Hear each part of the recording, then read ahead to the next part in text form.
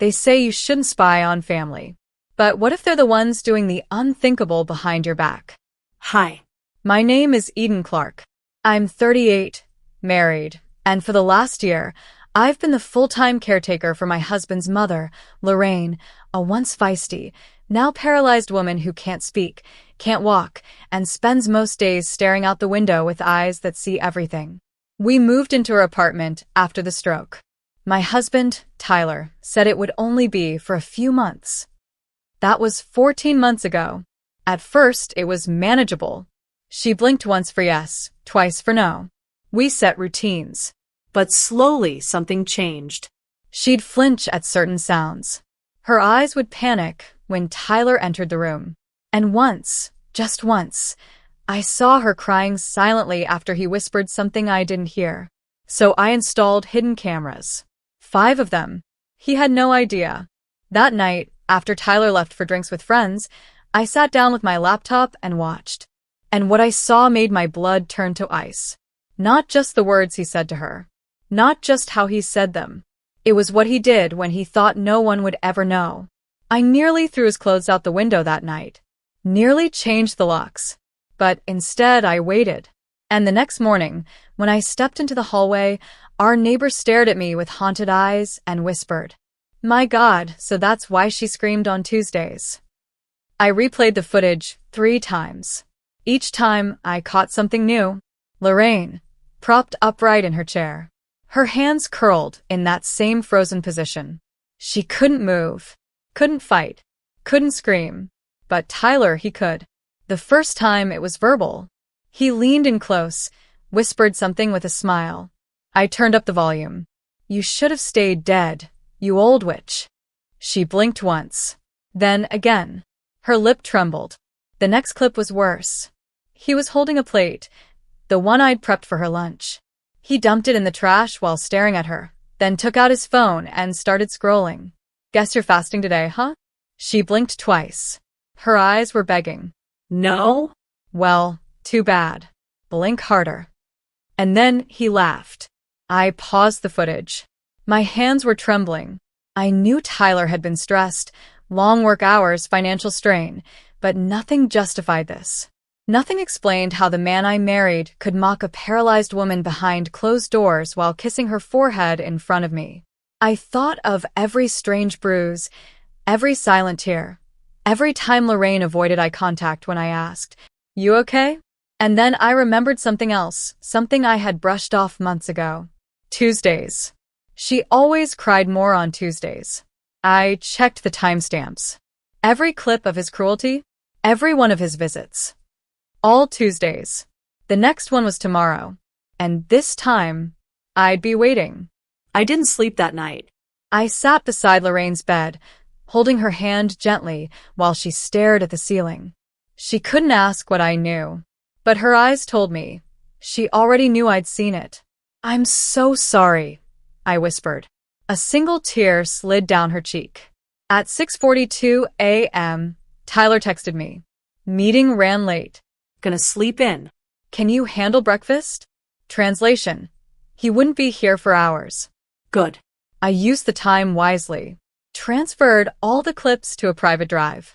Backed up everything to the cloud. Created folders. One marked verbal abuse. Another marked neglect. And the third, intentional harm. Because in the third clip, Tyler had pinched the catheter tubing. Lorraine had winced.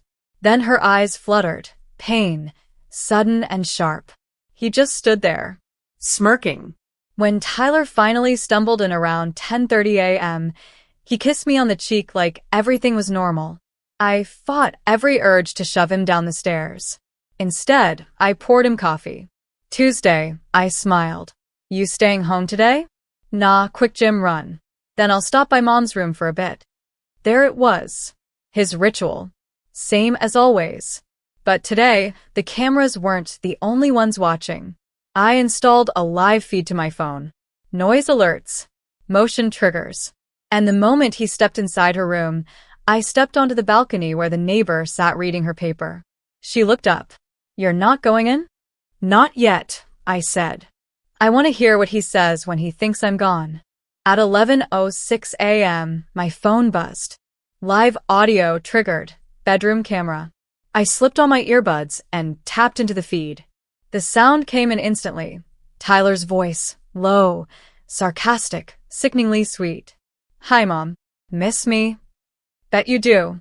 Bet you loved starving yesterday." Silence. Then the sound of something being moved, probably her wheelchair. "You always said I'd never be a man, that I'd never be strong enough. Funny how strong I feel now when you can't do anything but blink." I pressed my hand to my mouth. The bile rose instantly. Then he chuckled. "Want to know what I did with your necklace? The one you told Eden to keep safe." My blood ran cold. That necklace had belonged to Lorraine's mother. She'd begged me to hide it, said Tyler would take it. I thought she was being paranoid.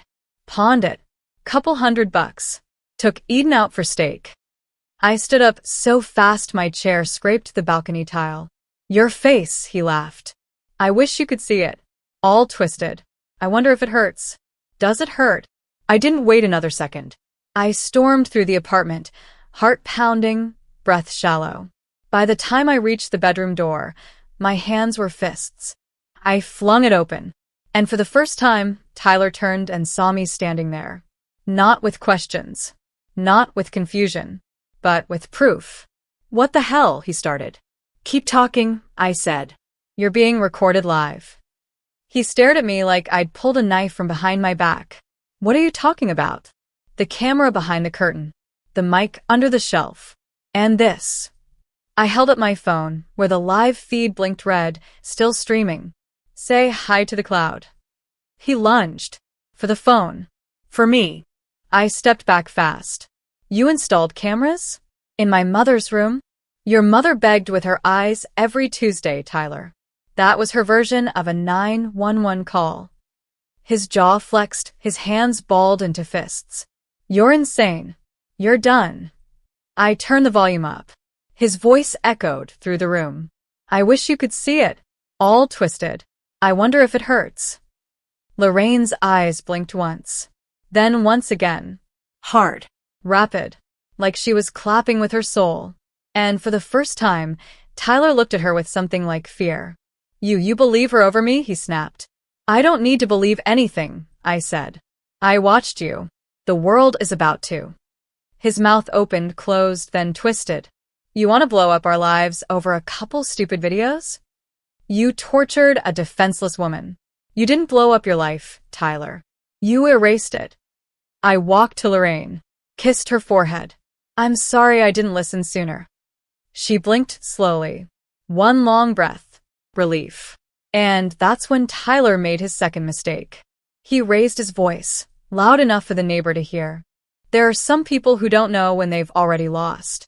Tyler took 2 steps toward me, chest puffed, voice booming through the hallway. "You think you're going to ruin me over this? You think people will believe a vegetable and a wife with issues?" That last word, issues, hit harder than a slap. Because for months, he'd gaslit me, made me question myself, my memory, my instincts. He was a master at twisting guilt into silence. But not today. I didn't flinch. Instead, I opened the door. Our neighbor, Mrs. Adler, stood in the hall, phone in hand, recording every second. "I've heard enough," she said softly. "I heard it last week too. And the week before that." Tyler paled. I turned to him. "You raised your voice. That was mistake number 2. You're going to regret this," he hissed. "No," I said, walking past him. "You're going to understand it." Within the hour, the footage was in the hands of Adult Protective Services, our building's management, and 2 advocacy lawyers who had been waiting for a case like this. The first to arrive wasn't the police. It was a nurse advocate. She sat beside Lorraine, held her hand, and whispered, "You're safe now." Tyler tried to spin it. Said I'd edited the videos. Said I was bitter, unstable, vindictive. But Lorraine had her voice back, in the form of a USB drive. And Tyler's voice? It was about to become public record. By Thursday, Tyler's face was on 3 local news sites. Denver man under investigation after hidden camera footage shows alleged elder abuse. They blurred Lorraine's face, but not his. He tried to play the devoted son for reporters, stood on the curb and gave a teary-eyed statement about privacy violations and marital tension. But the audio clips did the talking for him, especially the one where he said, "You should have died, you old witch." That went viral. But what truly ended him wasn't the footage. It was the timeline. Because I'd documented everything. The missing medication logs. The bruises I once mistook for accidents. The necklace pawn ticket in his car. His texts to friends calling Lorraine a deadweight. It painted a pattern even a defense lawyer couldn't spin. Lorraine's new care advocate filed formal complaints. Her doctor backed up signs of long-term emotional trauma. And the state stepped in. By Monday, Tyler was escorted from the apartment by 2 plainclothes investigators. I didn't watch him leave. I was sitting beside Lorraine, holding her hand, reading her favorite poem, the one she used to recite in her stronger days. She blinked twice, smiled faintly, and then the quietest sound, A sigh. the kind you breathe when a weight finally lifts. In court, he pled not guilty. But the jury didn't need much. And me? I had one more thing to say before this ended. I stood in that courtroom, looked him dead in the eye, and said, she blinked for help. I became her voice. The verdict came in under 2 hours. Guilty on all counts. Elder abuse, emotional cruelty, intentional neglect. The judge called it a case of silent torture. Tyler didn't look at me as they cuffed him. But he looked at Lorraine one last time. She blinked. Once. Then slowly turned her head away. She didn't want to see him anymore. She didn't have to. He was sentenced to 6 years. Maybe he'll get out early. Maybe not. Doesn't matter. Because when the world heard Lorraine's story, they saw their own mothers, grandmothers, silent victims in wheelchairs with no proof. Not anymore. My neighbor, Mrs. Adler, now runs a community hotline. We've gotten 5 reports from our building alone. And Lorraine? She's no longer just a patient. She's protected. She gets visits. She gets flowers. She gets seen. And when people meet her now, they don't see a fragile woman. They see a survivor. We moved to a better place. Sunlight filters through the windows. I read to her. We paint together. I learned her favorite songs. She blinks once for again. Sometimes twice, just to tease me. She may never speak again. But she will never be silenced again. And me? I now volunteer with elder rights organizations. I teach families how to listen without sound, how to see what's hidden. Because sometimes, the loudest scream is the blink no one notices. And now, everyone notices. Everyone sees. Because justice doesn't always knock. Sometimes it watches.